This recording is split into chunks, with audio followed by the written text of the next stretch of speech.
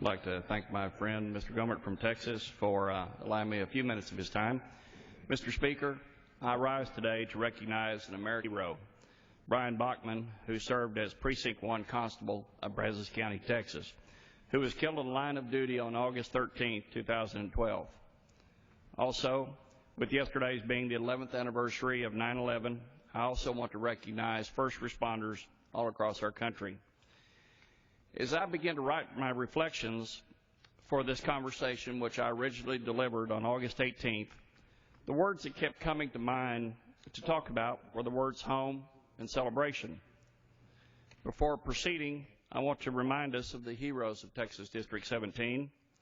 Since I was sworn into office on January 5, 2011, the 17th Congressional District of Texas has lost 7 military personnel: Sergeant Scott Burgess, Staff Sergeant Brian Burgess, Sergeant Edward F. Dixon III, PFC Jesse Dietrich, Lieutenant Colonel David Cabrera, Captain Nathan Anderson, and Lieutenant Colonel Roy Tisdale.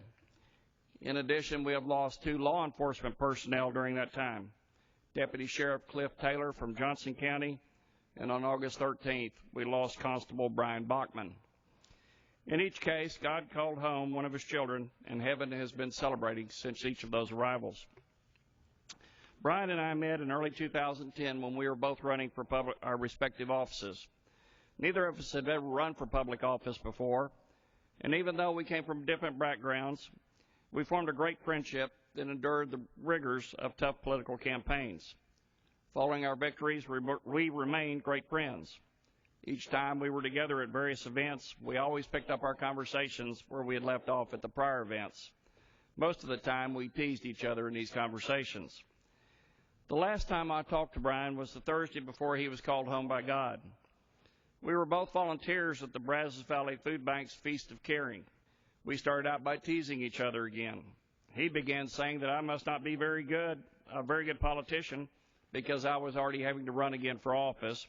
To which I replied, "Oh, really, Bachmann? From what I've seen, you're the reason we need term limits." Following that conversation and fellowship, we went back to cleaning tables and serving food. I never appreciated the fact that I wouldn't see him on this earth again. This is the Brian Bachmann that I knew, the friendly and always smiling guy who could care less about anyone's title. He was the person that loved our community and would do anything for it. He was a model public servant. However, and more importantly, he was a servant leader who ultimately modeled the words of Jesus in John 15:13, which state, "Greater love hath no man than this, that he lay down his life for his friends." I started this conversation by talking about home and celebration. At the end of each week, I jump on a plane and head home from Washington to Texas. That is where I'm happiest. That's where my wife Gina is. It is close to our sons, our daughter-in-law, and our granddaughter. In short, it is the community that I love. I always celebrate those homecomings, and my sense of excitement always builds as the airliner approaches Bryan College Station.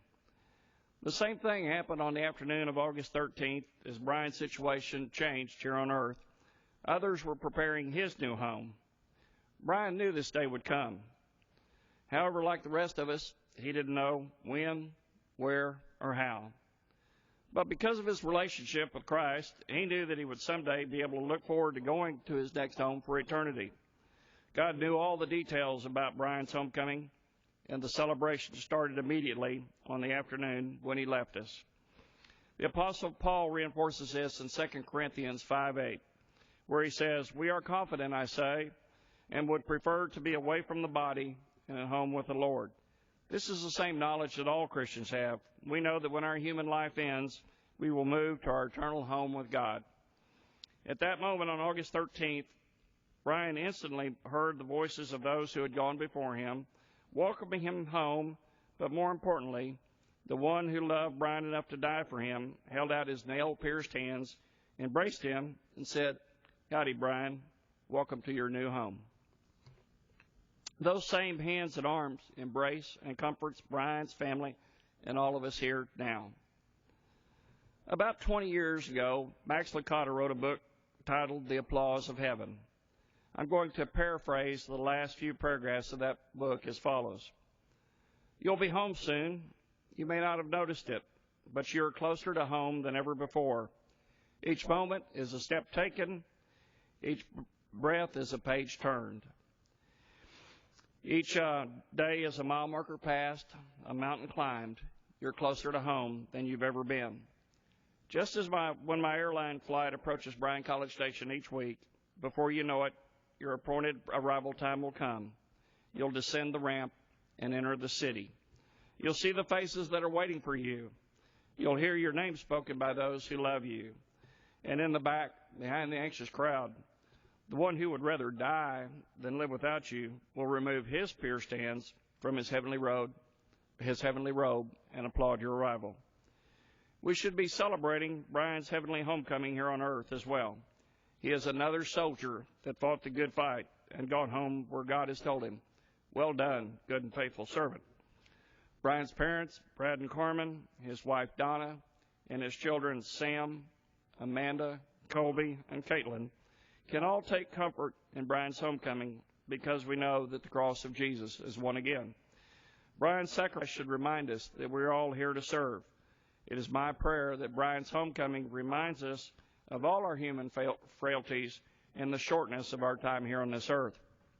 I'm hopeful that all of us will have the type of relationship with Christ that Brian did, so we will have similar homecomings with him in heaven. Let me close by asking everyone here to pray for and support the Bachmann family. Please pray for our country during these troubled times.